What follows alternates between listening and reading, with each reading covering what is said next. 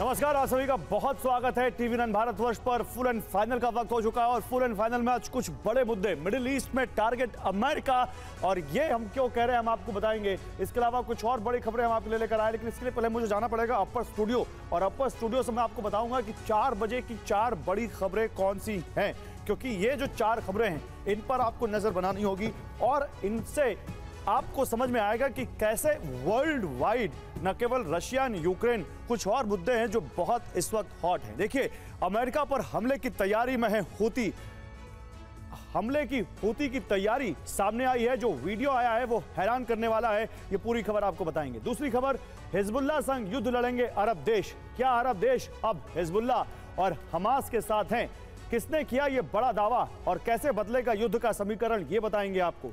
America रूस कर रहे परमाणु युद्ध की तैयारी। किसने कहा अमेरिका फिर से करेगा परमाणु परीक्षण और रूस का क्या है परमाणु मिशन, ये बड़ी खबर आगे होगी। और इसके अलावा बेलारूस पहुंचे चीनी सैनिक। नेटो में घबराहट। नेटो देशों के नजदीक चीन के सैनिकों की मौजूदगी क्या दस्तक दे रही है? क्या ये वर्ल्ड वॉर की शुरुआत है? ये हमारे एक्सपर्ट बताएंगे। लेकिन पहले इस वक्त की बड़ी खबर आपको बताऊं। गाजा के अल तुफा में भयंकर बमबारी। इजरायली एयर अटैक से बड़े इलाके में तबाही। शरणार्थी कैंप के नजदीक हुए धमाके। في هذه اللحظات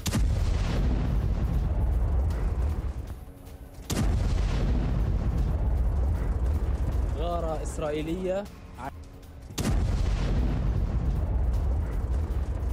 إسرائيلية عنيفة في هذه اللحظات.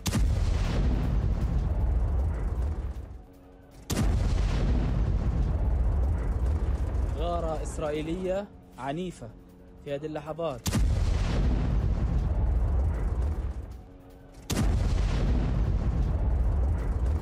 غارة إسرائيلية عنيفة في هذه اللحظات.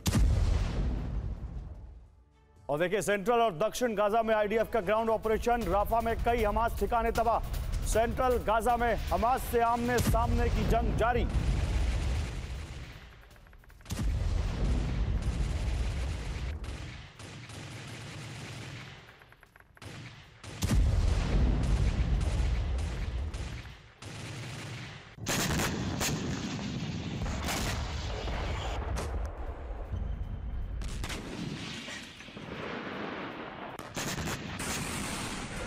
दो तस्वीरें आपको एक साथ दिखाते हैं। जो हमने 2 खबरें अभी आपको बताई हैं, दोनों खबरें एक साथ देखिए। एक तरफ आप देखिए कैसे गाजा में बमबारी की इजराइल ने, और दूसरी तरफ आप देखिए कैसे यहां पर सेंट्रल गाजा में हमास से आमने सामने की जंग चल रही है आईडीएफ की। ये दोनों तस्वीरें आप देखिए, गाजा के अल-तुफा में आईडीएफ की बमबारी और दूसरी तरफ आमने सामने की जंग। غارة إسرائيلية عنيفة في هذه اللحظات. और एक और बड़ी खबर, इजराइल में नेतन्याहू के खिलाफ प्रदर्शन फिर से हो रहे हैं। तेल अवीव से लेकर यरूशलेम तक विरोध प्रदर्शन जारी है। सड़कों पर उतरे हजारों लोगों ने नेतन्याहू से इस्तीफे की मांग की है। ये देखिए, ये तस्वीरें कुछ आम हो चली हैं पिछले कुछ महीनों में इजराइल में। नेतन्याहू के खिलाफ एक बार फिर सड़क पर उतरे लोग। एक और खबर, रूसी बेस पर यूक्रेन का प्रचंड हमला। MLRS से खार्किव में भीषण अटैक। यूक्रेन की 36वीं ब्रिगेड ने ये मिसाइलें बरसाई।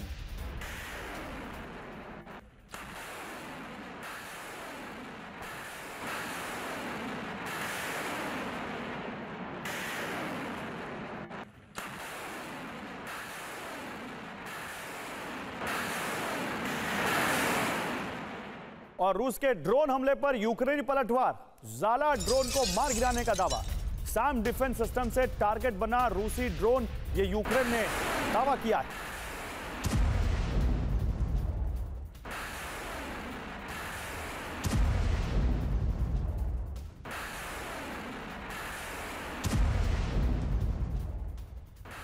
तो 2 तस्वीरें आपको दिखाते हैं 2 खबरों के साथ। रूसी बेस पर यूक्रेन का प्रचंड हमला देखिए, MLRS से खार्किव में भीषण अटैक। दूसरी तरफ यूक्रेन ने ही ज़ाला ड्रोन को मार गिराने का दावा किया है सैम डिफेंस सिस्टम से। चेसिव यार में रूस का बड़ा हमला, अब आपको यह दिखाते हैं। यूक्रेनी सैन्य पोजीशन में तबाही। ग्लाइड बम से रूस का पिन पॉइंट अटैक। चेसिव यार में रूस का यह बड़ा हमला।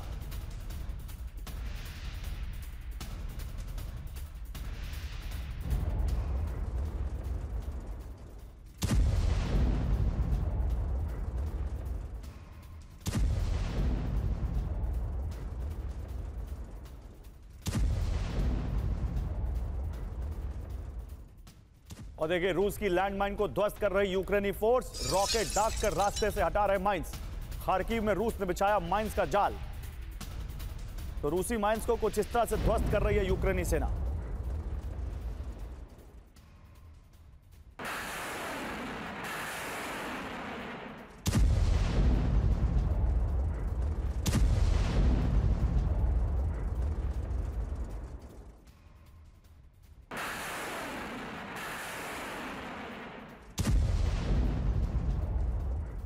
और चीन में तूफान से बड़ी तबाही देखने को मिल रही है। डोंगमिंग में आए तूफान में 5 लोगों की मौत, शेंगडोंग में 83 से ज्यादा लोग घायल हो गए।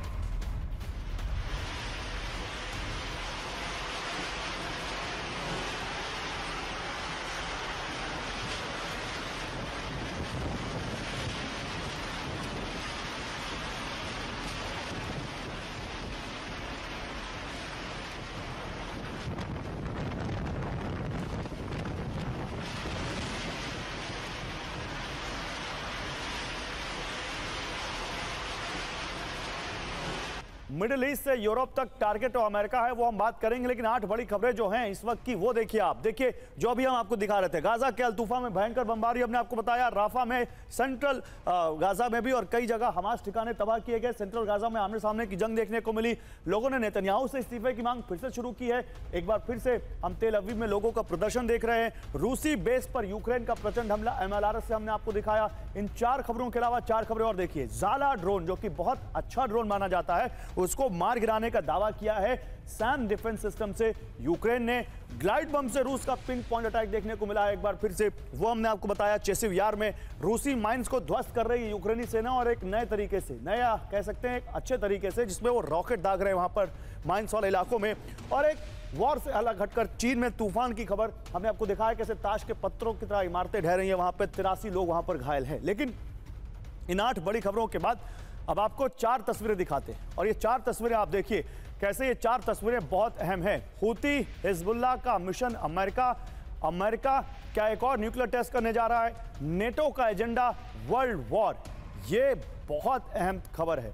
और बाइडेन की जगह क्या कमला हैरिस की एंट्री अब तय है? क्या वहां पर अमेरिका में डेमोक्रेट्स को कमला पसंद है? इस बारे में हम बात करेंगे, लेकिन पहले देखिए हूती ने शुरू की अमेरिका से युद्ध की तैयारी। ये बड़ी खबर देखिए, इजरायल के साथ अमेरिकी बेस पर हमले का प्लान है। अमेरिकी बेस पर स्वॉर्म ड्रोन अटैक की तैयारी है हूती की। अमेरिकी पोस्ट पर रॉकेट हमले की वॉर ड्रिल भी हूती ने शुरू कर दी है। इराक और सीरिया में अमेरिकी बेस हो सकते हैं निशाना हूती के।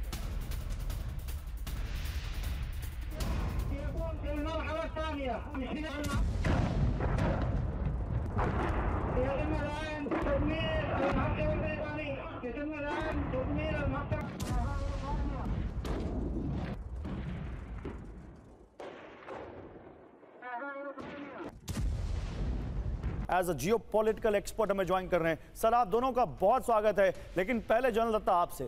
जनरल दत्ता, हूती और अमेरिका की टसल अब नई नहीं रही है, लेकिन जिस तरह से स्वॉर्म ड्रोन, MLRS, RPG, अब ऐसा लगता है कि ये तो फुल फ्लेजेड वॉर की तैयारी है।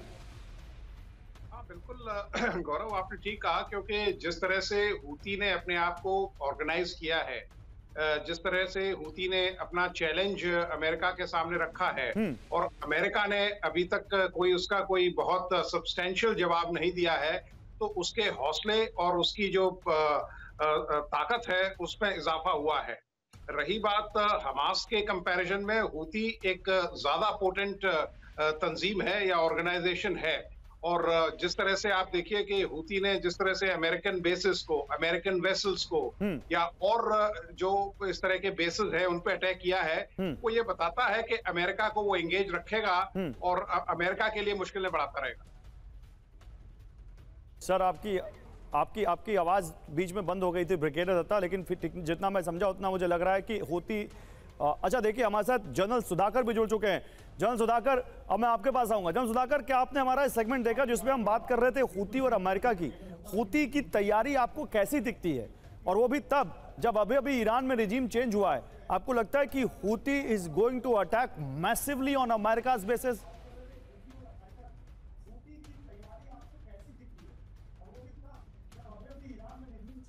जनरल सुधाकर, आप तक मेरी आवाज आ रही है?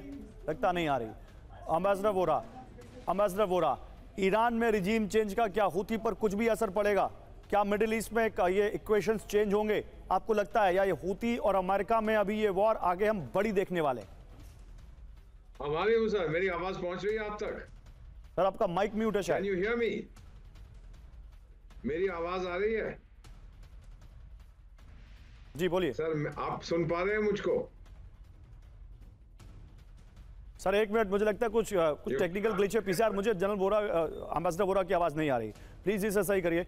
मैं इस बीच एक बड़ी खबर दिखाता हूं। अमेरिका और ब्रिटेन के ज्वाइंट हमले से हूती दहल गया है।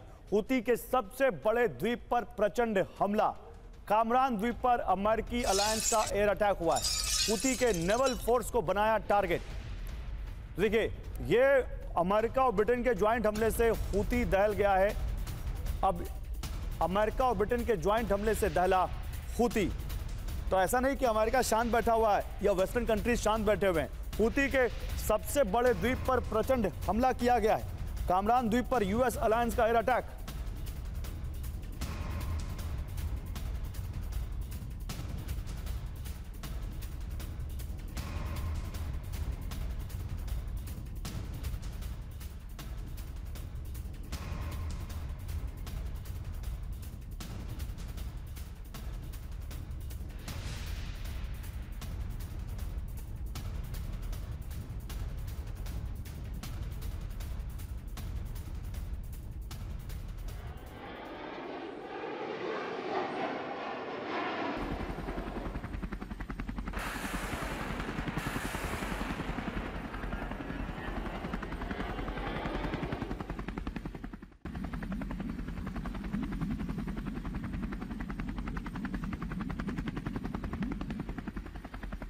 और हूती पर अमेरिकी हमला देखिए, हूती पर अमेरिकी हमला कैसा हुआ यह मैं आपको दिखाता हूं। हूती के नेवल बेस पर अमेरिकी अलायंस का हमला आप देखिए। कामरान द्वीप पर अमेरिका और यूके की एयरफोर्स का यह अटैक है। पिछले 3 दिनों में हूती के 4 बड़े ठिकानों पर यह यूएस अलायंस फोर्सेस ने हमला किया है। होइदा, अल लुहाया, अल फकी, इन पर अटैक किया है। हूती के launch pad, drone boats, drone store तबाह करने का दावा किया गया है। मेहर न्यूज मासिरा से ये जानकारी आ रही है। इसी बीच एक और बड़ी खबर है, हूती से युद्ध की अमेरिका की बड़ी तैयारी सामने दिख रही है। यूएस सेंट्रल कमांड के ग्राउंड ऑपरेशन की तैयारी। यमन में घुसकर हमले की तैयारी में है अमेरिकी फौज। हमले के लिए वॉर ड्रिल करते दिखे अमेरिकी सैनिक। यूएस सेंट्रल कमांड ने वीडियो जारी किया। जनरल सुधाकर, आप तक मेरी आवाज आ रही है अफसर? Gaurav, you're loud and clear. I'm through my mobile. Go ahead. No issues, sir. No issues. Sir, मेरा सीधा सवाल हूती से जुड़ा हुआ है। हूती की तैयारी और अमेरिका और ब्रिटेन का ये अटैक, ये कहां आप जाते देखते हैं इस पूरे क्लैश को फ्यूचर में आप? गौरव, बहुत अच्छा मुद्दा आपने उठाया है। एंड अगर एम्बेसडर साहब से यह सवाल पूछते, वो बेहतरीन तरीके से जवाब देते हैं। उनका geopolitical in-depth knowledge is profound. But मेरा जितना जानकारी है, ये इलाका मैं घुमा हुआ हूँ तो और काफी गहराई में मेरे को भी नॉलेज है। देखिए, हूती आज के दिन में बड़ा जबरदस्त तैयारी करके रखा है। कोई भी चुनौती को सामना करने लायक है। लेकिन जबरदस्त तैयारी के पीछे एक अहम फैक्टर है जो कि बहुत उसको फॉर्मिडेबल बना देता है, वो है ज्योग्राफी। तो ऐसा जगह पे स्थिति है आज के दिन में, पूरा रेड सी कॉरिडोर के ऊपर ये कैन प्ले मैहम। चाहे यूके और यूएसए दोनों मिलके इसके ऊपर कोई जबरदस्त एक्शन ले सकते हैं टेम्पररीली।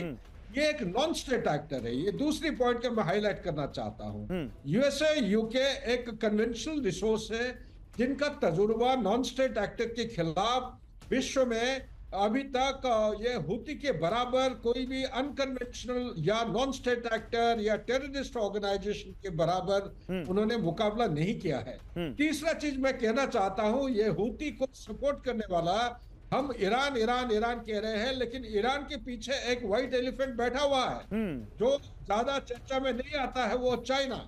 और चाइना की तरफ से जो सप्लाई चेन, उसका जो बिना disruption regular inflow of resources आ रहा है, ये ईरान को मजबूत करता है और ईरान जो है हूती को मजबूत करता है और सपोर्ट करता है। इसी के साथ 3-4 और जुड़े हुए हैं जो सामने आते हैं नजर नहीं सर, आते हैं। आप जिनकी तरफ इशारा कर रहे हैं उनकी तरफ आते हैं, लेकिन आपने कहा कि एम्बेसडर वोरा ज्यादा बता पाएंगे, जियो पॉलिटिकल एक्सपर्ट है, तो मेरा तो पहला सवाल ही उन्हीं से था। जनरल सुधाकर की बात आपने सुनी होगी, ambassador Vora, what's your view sir? ये हूती क्या करेगा ये हूती अमेरिका के सामने सर, और अमेरिका के लिए इतनी नासूर क्यों बनता जा रहा है? बहुत बहुत धन्यवाद आपका सर। मेरी आवाज पहुंच रही है आप तक? बिल्कुल sir, loud and clear sir.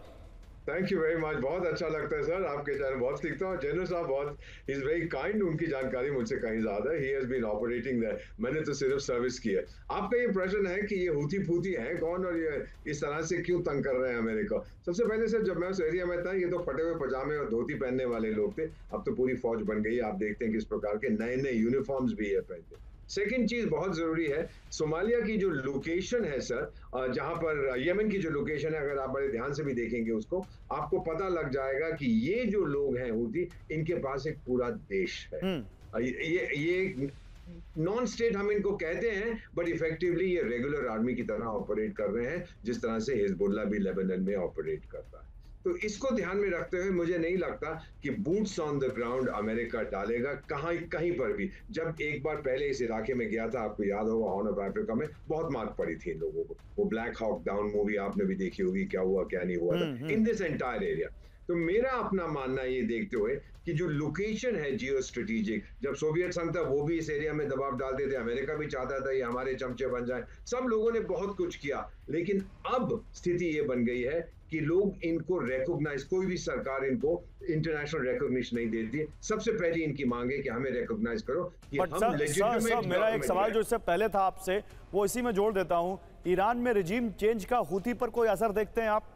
बिल्कुल नहीं, क्योंकि ईरान अक्रॉस द क्या कहते हैं स्पेक्ट्रम, पॉलिटिकल स्पेक्ट्रम जो है उनका एक ही मुद्दा है, किसी तरह से इजराइल को ठोको, क्योंकि हमें बहुत बड़ा खतरा है इजराइल से। ओके, तो आपको लगता है कि इससे कोई फर्क नहीं पड़ेगा। ठीक है सर, बड़े अच्छे तरीके से आपने मुझे बताया। हमारे दर्शक जरूर इससे कुछ समझ रहे होंगे इस चीज को, लेकिन आगे और बात करते हैं। अब देखिए, एक और यहां पर बड़ा आज का जो मुद्दा है वो लेकर आते हैं। लिखा है जरा पीसीआर, बेलारूस में चीन न्यूक्लियर वॉर का सीन। अब ये न्यूक्लियर वॉर कभी कभार, जैसा कि जानकारी एक्सपर्ट देते हैं, वो एक ऐसे चीजों से के आखिर टिक जाती है, ऐसा लगता है कि अभी ही न्यूक्लियर वॉर हो जाएगी। कैसे, आप समझिए। सेंट्रल यूक्रेन में रूस का विध्वंसक हमला, नेप्रोपेट्रोव्स्क में स्कैंडर मिसाइल अटैक, ओडेसा में यूक्रेनी एयरक्राफ्ट तबाह किया, डोल हिंडसेव एयरपोर्ट पर पेट्रियट सिस्टम नष्ट किया गया, यूक्रेनी सेना को भारी नुकसान का दावा।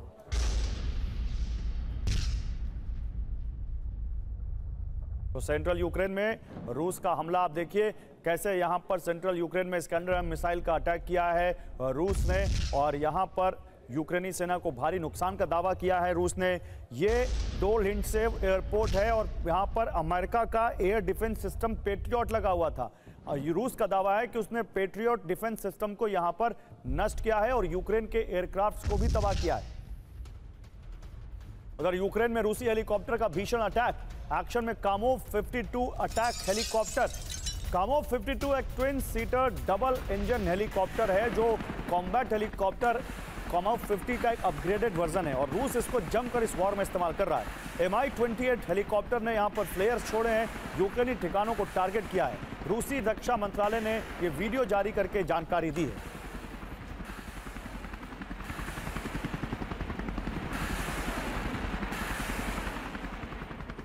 और नेटो के खिलाफ बन रहा है एक बड़ा सैन्य गठबंधन, पश्चिम के खिलाफ एक साथ रूस और चीन और बेलारूस। देखिए, नेटो के खिलाफ एक और गठबंधन जो इस वॉर के शुरू होने के बाद अक्स में आ रहा था, धीरे धीरे वो और मजबूत होता जा रहा है। मिलिट्री ड्रिल के लिए बेलारूस पहुंचे हैं चीन के सैनिक। यूक्रेन जंग के बीच बेलारूस में एक मिलिट्री एक्सरसाइज चल रही है। 12 दिनों तक बेलारूस में पीएलए का सैन्य अभ्यास। यहां पर अब देखिए, रूस, चीन, बेलारूस अगर एक साथ आए तो वाकई नेटो के बरक्स एक बड़ा संगठन दिख रहा है खड़ा होता हुआ। तो नेटो के लिए एक परेशानी का सबब, क्योंकि चीन ऑन द ग्राउंड, चीन के सोल्जर इस वक्त बेलारूस में नेटो के खिलाफ एक बड़ा सैन्य गठबंधन बनता दिखता हुआ।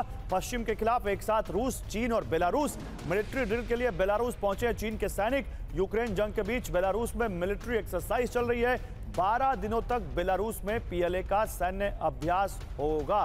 अब सवाल यह है कि चीन के सैनिक अगर बेलारूस में हैं और वो भी इस वॉर के बीच में, और वो भी तब जब अभी अभी आस्ताना में शंघाई एससीओ की समिट में जब शी जिनपिंग और पुतिन मिले हैं, तो ये पक क्या रहा है। और वहां पर लुकाशेंको भी थे, बेलारूस के प्रेसिडेंट भी जो डिक्टेटर कहे जाते हैं वहां के, वो भी वहां पर थे। तो वो वहां पर थे, उसके बाद चीन का वहां पर पहुंचना, ये कुछ तो है।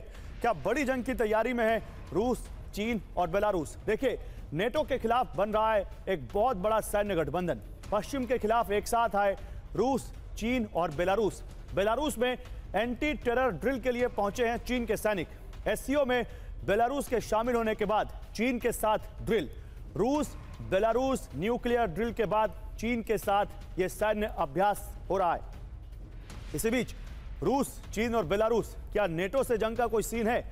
क्या चीन और बेलारूस की सैन्य ड्रिल से पश्चिमी देशों को संदेश देने की कोशिश है? क्या चीन बेलारूस के साथ मिलकर बड़े युद्ध की तैयारी कर रहा है? क्या चीन और बेलारूस की सैन्य ड्रिल में आगे रूस भी शामिल होगा? क्या चीन, बेलारूस, रूस में नेटो के खिलाफ सैन्य गठबंधन तैयार हो चुका है? क्या रूस की न्यूक्लियर ड्रिल के बाद बेलारूस, चीन की ड्रिल नेटो को जंग की चेतावनी है? ब्रिगेडियर दत्ता, क्या लगता है आपको, चीन का बेलारूस में इस तरह से एक वॉर एक्सरसाइज में शामिल होना, इज दिस नॉर्मल या नहीं? या गौरव, ये बिल्कुल नॉर्मल बात नहीं है, क्योंकि आप ये देखिए कि जिस तरह से वर्ल्ड ऑर्डर रिकास्ट हो रहा है, तो अब एक अमेरिकन सेंट्रिक वर्ल्ड ऑर्डर है और दूसरा साइनो सेंट्रिक वर्ल्ड ऑर्डर है। और जिस तरह से ये युद्ध अभ्यास किए जा रहे हैं, क्योंकि अगर आप देखें कि जो नेटो फोर्सेस है, उनकी जो बैटल ग्रुप्स हैं, वो आप देखिए जो लाटविया, एस्टोनिया और लिथुनिया में उनके बैटल ग्रुप्स हैं, जिनको बड़े मेजर कंट्रीज जो नेटो मेंबर्स हैं जैसे यूके, कनाडा और अमेरिका, उनको लीड कर रहे हैं। तो जिस तरह की प्रेजेंस नेटो की वहां है, जिस तरह की प्रेजेंस वहां नेटो ने और अपनी सुदृढ़ की है, उसके लिए रूस ने इस तरह का जो नया समीकरण है उसको बनाने की कोशिश की है। एक बड़ा वीक ऑर्गेनाइजेशन नेटो के खिलाफ है CSTO, लेकिन वो अपनी रेलेवेंस बिल्कुल खो चुका है और उसकी वो कोई बहुत ज्यादा पोटेंट ऑर्गेनाइजेशन नहीं है। तो रूस ये चाहेगा कि वो जो शक्तियां जो बिल्कुल ताल्लुक रखती है या जो उनसे बिल्कुल सहमति रखती हैं, उनको वो ऑर्गेनाइज करने की कोशिश करेगा। क्योंकि अगर अपने आप को रूस कंसोलिडेट नहीं करता है, तो अगर कोई इवेंचुअलिटी होती है आर्टिकल 5 के तहत, अगर नेटो कंट्री पे किसी पे भी कोई डेलिबरेट अटैक या कोई इस तरह का कोई एनी रोग अटैक ऑन नेटो कंट्रीज के, ये आपने मुझे बड़ा पॉइंट दिया है। मैं एम्बेसडर वोरा से इस बारे में एक पॉइंट लेना चाहूंगा। एम्बेसडर वोरा, आस्ताना में जिनपिंग और पुतिन एक दूसरे से गलबैयां करते हुए, बेलारूस में चीन के और बेलारूस के सैनिक एक दूसरे के साथ हाथ से हाथ मिलाकर कहते हैं तैयार हम। सर, ये दोस्ताना क्या कहलाता है?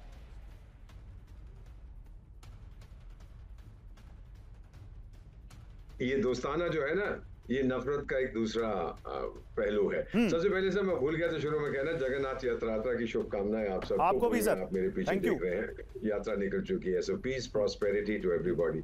ये चीन और रूस का सर, मेरा ख्याल इसको ओवरप्ले ना किया जाए। ये आप जानते हैं कि बहुत समय नहीं हुआ है, रूस तो चीन को समझता था ये कोई 5th वर्ल्ड नेशन है, क्या ये बेकार के लोग हैं, चीनी एटसेट्रा। अब मैरिज ऑफ इनकन्वीनियंस हो गया, ये मैरिज बहुत जल्दी टूट जाएगा। मेरा ये मानना है कि इस समय अगर कोई गठबंधन बन रहा है, जब मान लीजिए ईरान और बेलारूस और रशिया और चाइना, उसका नेता कौन होगा सर? किसी भी ग्रुपिंग में एक चौधरी होना चाहिए, बाकी सब उसके चमचे। चीन होगा चौधरी या रशिया? अगर चीन कहेगा मैं चौधरी, रशिया नहीं मानेगा। रशिया कहेगा मैं चौधरी, चीन कहेगा मैं तो तेरे से बड़ा हूं। सो आई डोंट थिंक ये कुछ होने वाला है वहां पर। बट अमेरिका को डराने के लिए, पश्चिम को डराने के लिए ये ख्याल गालिब बहुत अच्छा है मेरे दिल में। सो माई फीलिंग इज द कि ये धमकियां देंगे, बहुत कुछ करेंगे। अभी तक याद रखिए, रूस अकेला लड़ता रहा है नेटो के अगेंस्ट। नेटो के जो वेपन्स आए हैं, बाकी जो यूक्रेन की छोटी मोटी फौज बची है, अकेला किसी ने उसकी मदद नहीं की। हाँ, कुछ हथियार कहते हैं नॉर्थ कोरिया ने दिए, इसने दिए, उसने दिए, चाइना ने दिए, but Russia will not succumb, not accept secondary position to China. ये जो गठबंधन की बात है, मेरा नहीं ख्याल इसमें कोई ज्यादा दम है सर। ठीक है सर, देखिए एक और बड़ी खबर आ रही है। अब रूस ने एक बहुत बड़ी धमकी दे दी है। रूस ने न्यूक्लियर महाविध्वंस की धमकी दी है, और किसको? यूक्रेन को दी है। ये बहुत बड़ी खबर है। अगली खबर आप देखिए, रूस ने न्यूक्लियर महाविध्वंस की धमकी दी है। यूक्रेन जंग में हो सकता है परमाणु हमला। रूसी परमाणु हमला नीति में बदलाव की तैयारी है। अभी सिर्फ देश के अस्तित्व पर खतरा होने पर परमाणु हमला करेगा, यह कहा गया। रूसी उप विदेश मंत्री सर्गेई रयाबकोव का यह दावा है। तो सवाल यह है कि क्या यूक्रेन जंग में ये लगभग जो 3 साल हो जाए, 2.5 साल से ज्यादा जो हो रहे हैं, ये क्या यहाँ पर अब वाकई परमाणु अटैक पुतिन के दिमाग में है या केवल और केवल डेटरेंस है, केवल और केवल सामने वाले को धमकी है। अब न्यूक्लियर विध्वंस की रूसी धमकी देखिए। यूक्रेन जंग में हो सकता है परमाणु हमला, रूस की परमाणु हमला नीति में बदलाव की तैयारी, राष्ट्रीय हित दांव पर होने की सूरत में एटमी हमले पर विचार किया जा सकता है। अभी सिर्फ देश के अस्तित्व पर खतरा होने पर परमाणु हमला। पुतिन और दिमित्री मेदवेदेव भी कई बार न्यूक्लियर धमकी दे चुके हैं। रूसी उप विदेश मंत्री सर्गेई रयाबकोव का यह दावा है। इसी बीच देखिए, न्यूक्लियर जंग की तैयारी में रूस विध्वंसक न्यूक्लियर ड्रिल कर रही है रूसी सेना। Yars mobile nuclear missile launcher से अभ्यास किया जा रहा है। 2 जगहों पर यार्स मिसाइल का मूवमेंट देखा गया है, न्यूक्लियर मिसाइल का। रूसी रक्षा मंत्रालय का बड़ा दावा। तो देखिए, ये वो मिसाइल है जो महाविध्वंसक मानी जाती है और जो परमाणु वॉरहेड ले जाने में सक्षम है। इस यार्स न्यूक्लियर मिसाइल के साथ ड्रिल करती दिखी है रूस की सेना। एक तरफ रूस के उप विदेश मंत्री का दावा कि परमाणु हमले की नीति में बदलाव हो सकता है और दूसरी तरफ यार्स मिसाइल का मूवमेंट, ये डॉट्स कनेक्ट हो रहे हैं। इसी बीच एक और बड़ी खबर, इसी से जुड़ी हुई और जानकारी आपको देता हूं। पहले न्यूक्लियर जंग की तैयारी में रूस विध्वंसक न्यूक्लियर ड्रिल कर रही है रूसी सेना। Yars mobile nuclear missile launcher से अभ्यास, थर्मो न्यूक्लियर ICBM लॉन्च करने में सक्षम RS-24 यार्स। रूस की 2 गुप्त जगहों पर यार्स न्यूक्लियर मिसाइल का मूवमेंट देखा गया है। न्यूक्लियर ड्रिल में दूसरी मिसाइल यूनिट्स भी जल्द शामिल होंगी, रूसी रक्षा मंत्रालय का दावा है। जनरल सुधाकर, एक तरफ उनके एक बड़े मिनिस्टर का इस तरह से कहना कि हम न्यूक्लियर अटैक की अपनी पॉलिसी को रिव्यू कर सकते हैं, दूसरी तरफ एक ऐसी मिसाइल जो दुनिया में किसी भी कोने में परमाणु अटैक करने में सक्षम है, उसका मूवमेंट। क्या आपको लगता है कि वाकई पुतिन के दिमाग में न्यूक्लियर अटैक को लेकर कुछ चल रहा है या ये केवल शोकेस है, शोकेस ऑफ पावर है? क्या लगता है सर आपको? अब बहुत बेहतरीन सवाल आपने पूछा है और जवाब में मैं सिर्फ इतना ही कहूँगा, एक मिलिट्री जनरल होने के नाते nuclear weapon as such is a weapon of deterrence. और चाहे आप इस्तेमाल करें या ना करें, ये डराने के लिए होता है। और 1945 का जो सांघातिक अटैक हमले के बाद नागासाकी और हिरोशिमा के ऊपर, मेरे ख्याल से विश्व में आज 21st सेंचुरी में कोई न्यूक्लियर हमला की जो नतीजा है, जो उसका बुरा असर है, उसको कोई रिविजिट करना नहीं चाहेगा। फिर भी मिलिट्री साइंस की हैसियत से ये आप दिखावा कह सकते हैं, लेकिन ये कैपेबिलिटी है।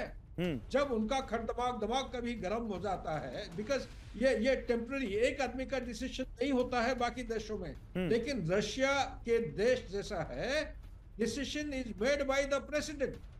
जब वो सोचेंगे, चाहेंगे, तब वो बटन दबा सकते हैं, उनके पास बटन होता है। तो इसीलिए मैं कहना ये चाह रहा हूं कि जिसको हम असंभव अभी सोच या विचार करते हैं, हो सकता है कि चंद एक सेकंड्स में ऐसा परिस्थिति बदलते जाएगा, तो ये पुतिन साहब मजबूरन वो बटन दबा सकते हैं। तो इसीलिए इसको फोरक्लोज या डिस्काउंट करना ठीक नहीं होगा। हम मान के चलेंगे कि ये है डेटरेंस। अभी जो हरकत हो रहा है, ये एक डेमोन्स्ट्रेशन इफेक्ट हो सकता है, लेकिन साथ ही कैपेबिलिटी है, कभी भी वो हमला कर सकते हैं, यूएस या कोई भी इनके जो ऑपोजिंग फोर्सेस हैं। बैक टू यू गौरव। ठीक है, थैंक यू सर। तो मतलब यहाँ पर अब सवाल यह है कि पुतिन करना चाहते हैं नहीं चाहते हैं, सब कुछ इसी पर निर्भर करता है। लेकिन इसी बीच एक और बड़ी खबर जो अमेरिका से जुड़ी हुई है, परमाणु परीक्षण से जुड़ी हुई अमेरिका के। कैसे? ये देखिए, ट्रंप अगर चुनाव जीतते हैं तो अमेरिका भी एक बार फिर से न्यूक्लियर पावर की रेस में, न्यूक्लियर वेपन्स की रेस में आगे बढ़ेगा। ट्रंप जीते तो विस्फोटक परमाणु परीक्षण कर सकता है अमेरिका। अमेरिका को सबसे बड़ी परमाणु शक्ति बनाएंगे ट्रंप। ट्रंप जीते तो न्यूक्लियर जंग की बड़ी तैयारी करेगा अमेरिका। रूस चीन से मुकाबले के लिए न्यूक्लियर टेस्ट होंगे। ट्रंप के पूर्व एनएसए रॉबर्ट सी ओब्रायन का यह दावा है। तो अमेरिका को क्या एक बड़ा यहां पर न्यूक्लियर पावर बनाएंगे ट्रंप, ये अगर जीते तो, ये क्योंकि उनके एनएसए रह चुके दावा कर रहे हैं, ट्रंप चुनाव जीते तो फिर शुरू होगा विस्फोटक न्यूक्लियर टेस्ट। 1992 से परमाणु शक्तियों के न्यूक्लियर टेस्ट पर रोक हटेगी। 1996 में परमाणु परीक्षण प्रतिबंध संधि का उल्लंघन हो सकता है। रूस चीन से मुकाबले के लिए न्यूक्लियर टेस्ट संभव। ट्रंप के वक्त एनएसए रहे रॉबर्ट सी ओब्रायन ने यह दावा किया है, न्यूयॉर्क टाइम्स ने यह खबर दी है। और इसी बीच एक देखिए ये मैं इस पर एक कमेंट एम्बेसडर वोरा आपको लेना चाहता हूं। एम्बेसडर वोरा, क्या आपको लगता है कि डेमोक्रेट्स आए या रिपब्लिकन्स आए, ट्रंप आए या बाइडेन रहे, आपको लगता है कि अमेरिका की जो डिफेंस पॉलिसीज हैं या अमेरिका की जो इस तरह की जो वॉर रिलेटेड पॉलिसीज या न्यूक्लियर पावर जैसी पॉलिसीज इनसे अफेक्ट होती हैं सर?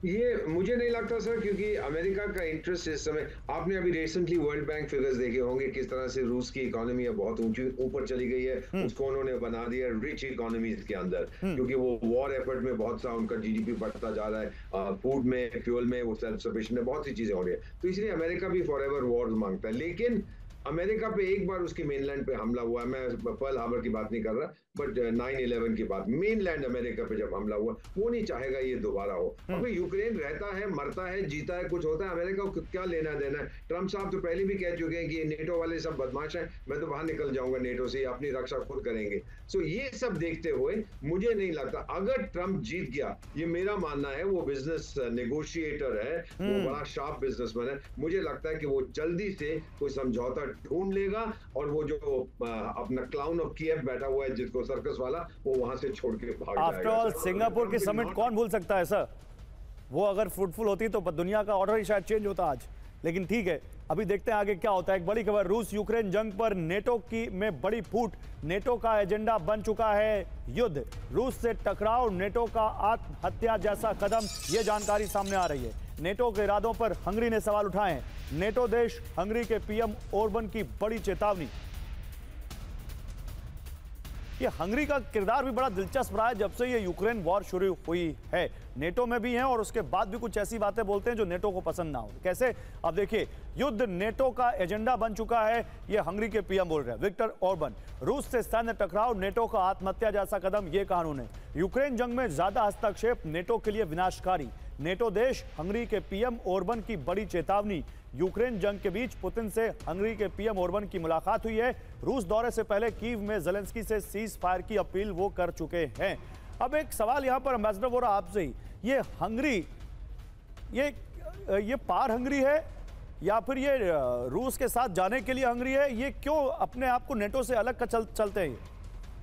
ये हंगरी है कि सारी दुनिया मान जाए कि उसका अपना इंडिपेंडेंट रवैया है और उसकी पॉलिसी इंडिपेंडेंट है। हाँ। बहुत से लोग ये कहते हैं जो फ्रांस करता था यूरोप के अंदर सबसे अलग हो जाता था, हंगरी वही करता था at the time of the Soviet union. वो अपना, तभी तो आपको पता है वहां पर पहली बार इंटरवेंशन हुआ था। वो थोड़ी इंडिपेंडेंट फॉरेन पॉलिसी लगाने की कोशिश करता है। विक्टर ओरबान में एक ही यूनिवर्सिटी में पढ़े हुए हैं, एज में हमारे फर्क है, पेरिस में। तो ये मेरा मानना है कि सर कि ये कह रहा है कि नेटो का क्या लेना देना है, यूक्रेन मेंबर नहीं है नेटो का। और अगर यूक्रेन को आपने कल परसों अगले दिन नेटो में शामिल कर लिया और रूस फिर जो कर रहा है यूक्रेन में, फिर नेटो को जवाब देना पड़ेगा, शामिल होना पड़ा। और अगर नेटो शामिल हो गया लड़ाई में, सबसे पहले यूरोप खत्म होगा सर। वो तो रूस के बिल्कुल पड़ोसी है। तो ये बात ये समझता है विक्टर ओरबान। बाकी तो इतने घमंड है, गुरूर, नशे में पूरा गुरूर है उनका, वो शायद नहीं देख पा रहे इसको कि सबसे पहले अगर किसी को तमाचा पड़ेगा वो यूरोप को है। हंगरी ये जानता है। Okay, well said sir. आप देखिए, इसी बीच एक और बड़ी खबर आ रही है, लेकिन मैं उस खबर से पहले बता दूं कि मुद्दा अब कौन सा आने वाला है। अभी हम वॉर की बात कर रहे थे, लेकिन एक वॉर जो मिडिल ईस्ट में छिड़ी हुई है और उससे बड़ी हो सकती है, वो देखिए। मिडिल ईस्ट में टारगेट अमेरिका, हिजबुल्लाह के ड्रोन्स पर इजरायली पलटवार। ये देखिए आप, हिजबुल्लाह के ड्रोन्स को हवा में तबाह कर दिया इजरायल ने। उत्तरी इजरायल में हिजबुल्लाह ने ड्रोन्स दागे और उनको हवा में ही तबाह कर दिया। आयरन डोम, जो दुनिया भर में विख्यात है अपने डिफेंस के लिए, वो किस तरह से हिजबुल्लाह के ड्रोन्स को तबाह कर रहा है, या फिर उनके कुछ दूसरे आयरन बीम जो अभी इजरायल जिसको बहुत ज़्यादा पब्लिकली स्वीकारता नहीं है, या फिर दूसरे जो डिफेंस सिस्टम है वो कैसे हिजबुल्लाह के ड्रोन्स को टारगेट कर रहे हैं, आप इन तस्वीरों में देखिए। इस बीच एक और बड़ी खबर, जंग के बीच हिजबुल्लाह का शक्ति प्रदर्शन, हिजबुल्लाह के अंडरग्राउंड मिसाइल का वीडियो सामने आया है। हूती का अभी हम आपने शक्ति प्रदर्शन दिखाया था हमने आपको, अब हिजबुल्लाह देखिए। हिजबुल्लाह के पास आधुनिक हथियारों की खेप है। इजराइल पर नए हमले की तैयारी में है हिजबुल्लाह।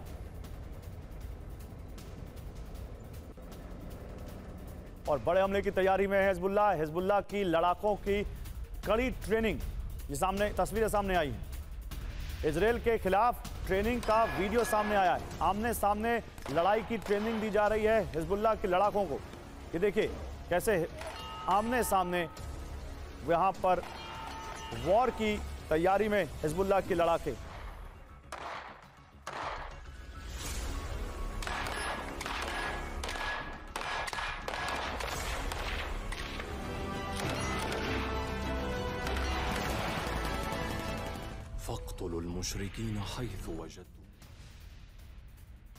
और इस बीच हम आपको तीनों खबरें एक साथ दिखाते हैं। हिजबुल्लाह को के ड्रोन्स को हवा में इजराइल तबाह करता हुआ हिजबुल्लाह का शक्ति प्रदर्शन सामने आया है और इजराइल के खिलाफ कैसे अपने लड़ाकों को हैंड ऑन हैंड ट्रेनिंग दे रहा है यहाँ पर हिजबुल्लाह, वो आप देख सकते हैं। और लेबनान के ग्रैंड मुफ्ती शेख अब्देल लतीफ का बड़ा ऐलान सामने आया है। इजराइल के खिलाफ अरब मुल्क एकजुट, ये कहा मुफ्ती ने। इजराइल के खिलाफ हमारे साथ कई अरब देश 2006 में इजराइल से लड़े और डटे रहे, शेख अब्देल ने यह कहा है। तो लेबनान का प्लान, इजराइल पर मिलकर हमला। लेबनान के ग्रैंड मुफ्ती शेख अब्देल लतीफ के बयान से रीजनल वॉर का खतरा है। मुफ्ती के बयान में शिया सुन्नी गुट की एकता पर जोर दिया गया है। मुफ्ती का दावा, लेबनान के लिए अरब देशों में सहानुभूति है। कुछ दिन पहले शरिया काउंसिल ने भी एकता की बात कही थी। इजराइल के खिलाफ अरब देशों को साथ लाने की कोशिश है। जनरल सुधाकर, हूती पे अभी बात हुई थी। What's your take on Hezbollah sir? ये हिजबुल्लाह क्या जो तैयारी कर रहा है, यहाँ भी कुछ आपको दिख रहा है क्या? बिल्कुल गौरव, ये सारे इंटरकनेक्टेड है। हूतीज के बारे में एक लाइन अगर आपकी इजाजत है मैं कहना चाहूंगा प्लीज सर। कि हिजबुल्लाह हूतीज को ट्रेनिंग दिया है और इसीलिए वो भी इतना फॉर्मिडेबल है जितना हिजबुल्लाह है। और हिजबुल्लाह का सप्लाई चेन जो एस्टैब्लिश्ड है 2006 के, उससे पहले ईरान से लेके यहाँ तक।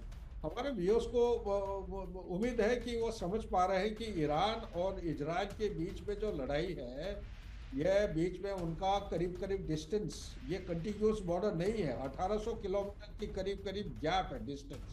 तो इस गैप को एड्रेस करने के लिए, ये डेफिशिएंसी को बराबर मुकाबला करने के लिए उन्होंने नॉन स्टेट एक्टर्स क्रिएट किया है। हम तो सिर्फ 3 ही डिस्कस कर रहे हैं, एक हो गया हमास, एक हो गया हूती, एक हिजबुल्लाह। इसके अलावा काफी सारे जिहादिस्ट ग्रुप्स भी हैं, इराकी मिलिशिया है और इसी तरह कुर्दिश भी हैं। तो नहीं, लेकिन आपने जिन जिहादी ग्रुप्स की बात की, मिलिशिया की बात की है, तो नॉन स्टेट एक्टर्स हैं।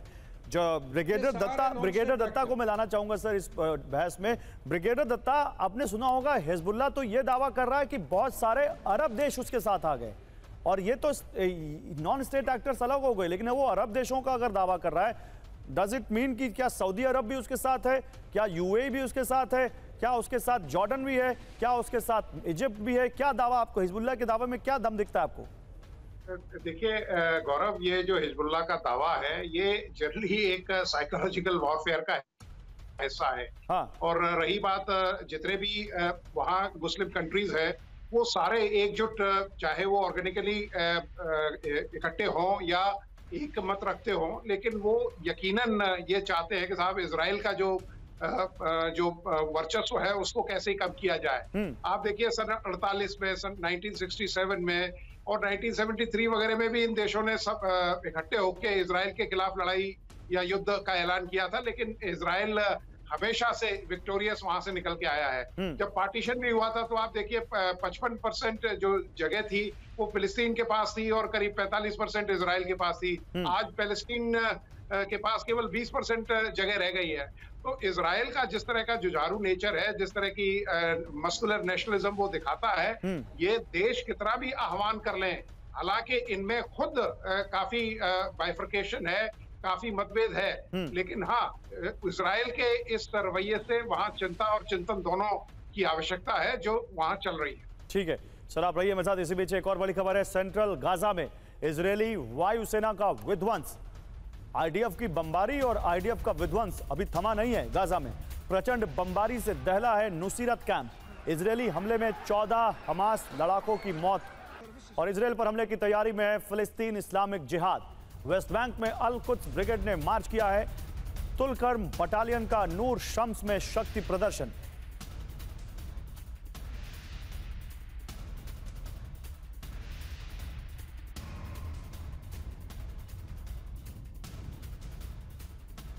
तो दो तस्वीरें आपको दिखाते हैं। एक तरफ इजरायल का विध्वंस सेंट्रल गाजा में प्रचंड बमबारी से नुसीरत कैंप दहल गया, 14 हमास लड़ाकों की मौत की खबर।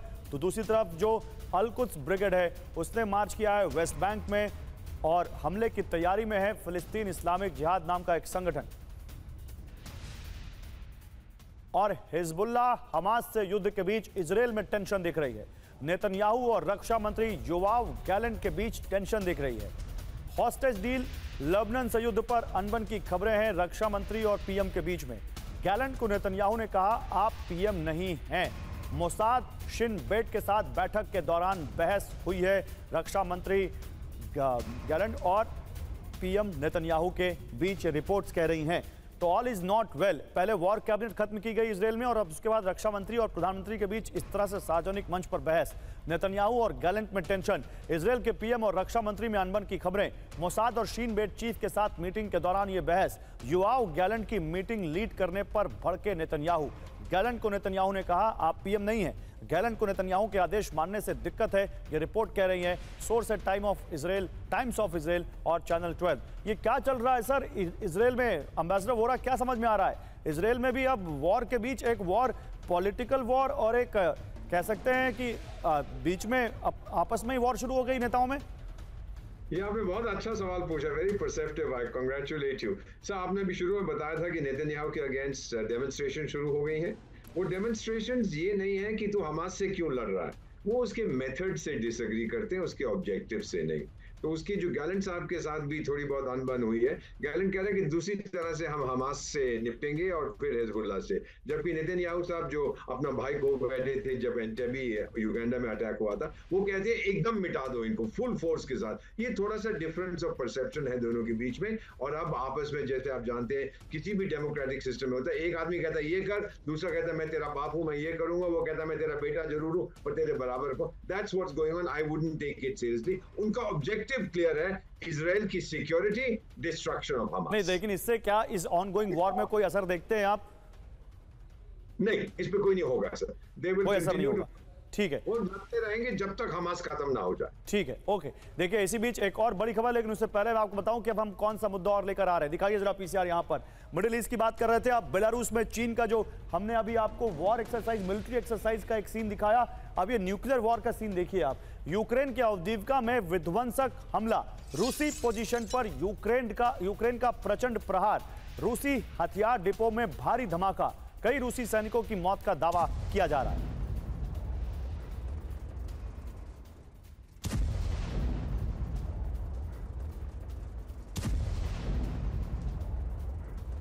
और रूस के दागिस्तान में विध्वंस, ड्रोन अटैक की खबर आ रही है। बिजली फैसिलिटी को, इलेक्ट्रिसिटी फैसिलिटी को टारगेट किया गया है। हमले में तबाह हुआ पावर स्टेशन, कई ट्रांसफार्मर जलकर खाक हो गए। 70,000 लोग अंधेरे में रहने को मजबूर।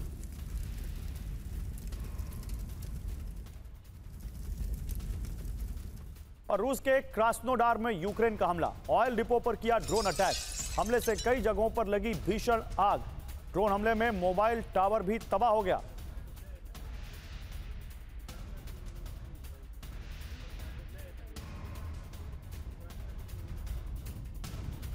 और रूस के क्रास्नोदार में बड़ा ड्रोन अटैक, रूस के 2 ऑयल डिपो पर घातक हमला। ड्रोन हमले से ऑयल डिपो में भारी तबाही हुई है।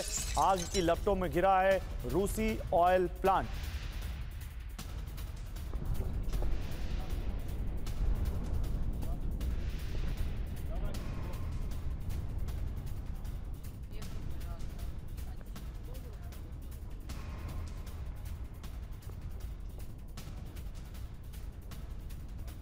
भाई आपको जरा 5 तस्वीरें मैं दिखाता हूं, उन 5 तस्वीरों को आप ध्यान से देखिए। ये आप क्रास्नोदार में जो हमला हुआ है, यूक्रेन का जो ड्रोन अटैक है, 2 ऑयल फैसिलिटी में जो आग लग गई है और हजारों लोग वहां पर इस वक्त अंधेरे में रहने को मजबूर हैं। हमने दागिस्तान में आपको दिखाया है कैसे एक इलेक्ट्रिसिटी फैसिलिटी पर यूक्रेन ने अटैक किया है। ये दिखाता है कि यूक्रेन भी रह रहकर लगातार रूस को कहीं ना कहीं अभी नुकसान पहुंचा रहा है, चुपचाप बैठा नहीं है। ये तस्वीरें भी आप देख रहे हैं यहाँ पर, ये बड़ी तस्वीरें हैं। लेकिन इस बीच जनरल सुधाकर, आपको क्या लगता है सर, 2.5 साल हो रहा है, क्या पुतिन का ऑब्जेक्टिव अभी वो पा नहीं पाए हैं, या ऑब्जेक्टिव क्या है समझ नहीं आ रहा है? क्या है इस वॉर का ऑब्जेक्टिव सर?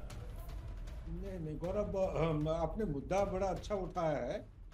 मेरा जो समझ है, रिसर्च और स्टडी ये इंडिकेट करता है कि Putin is the only man who has understood. बाकी किसी को कुछ समझ में नहीं आया है। मेरे विचार के मुताबिक, मैं भी घूम के आ रहा हूँ यूएस, यूरोप, चारों तरफ से लोगों से बातचीत करके आ रहा हूँ जी। मेरा अंदाज ये है कि जो ये वेस्टर्न अलायंसेस फोर्सेस हैं, ये सच्चाई से बहुत दूर है, नंबर एक। नंबर दो, इनको समझ में नहीं आ रहा कर क्या रहा है। और जो सवाल आप पूछ रहे, सवाल के जवाब में मैं थोड़ा उल्टा जवाब देना, Putin is the only one who has understood what is he is doing the right thing. Okay, and actually उसका इसीलिए मैं कह रहा हूं, जो अपना सर्वाइवल के ऊपर जो सवाल उठ रहा है, उसका सिर्फ एक ही चीज के ऊपर डिपेंड करता है, वो है जियोपॉलिटिकल कॉस्ट इज प्रोहिबिटिव। अगर ये तो इस सवाल को पलटते हैं sir, let's change the question. बिल्कुल, किसको क्या समझ में नहीं आ रहा है इस पे बात करेंगे, लेकिन पहले मैं दिखाना चाहता हूं इस बारे में। देखिए, एक जानकारी देना चाहता हूं। रूस के प्रचंड हमले, यूक्रेन की तबाही। यूक्रेन युद्ध में रशियन एयर डिफेंस का दम, 550 एयरक्राफ्ट तबाह, 180 हेलीकॉप्टर नष्ट, 27,000 ड्रोन मार गिराए, 42,000 टारगेट तबाह। रशियन रक्षा मंत्रालय का यह दावा है।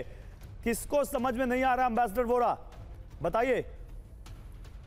समझ आ रहा है जनरल सुधाकर, समझना चाहते नहीं है, फंस गए हैं बुरी तरह से। यूरोप कुछ नहीं करना चाहता था।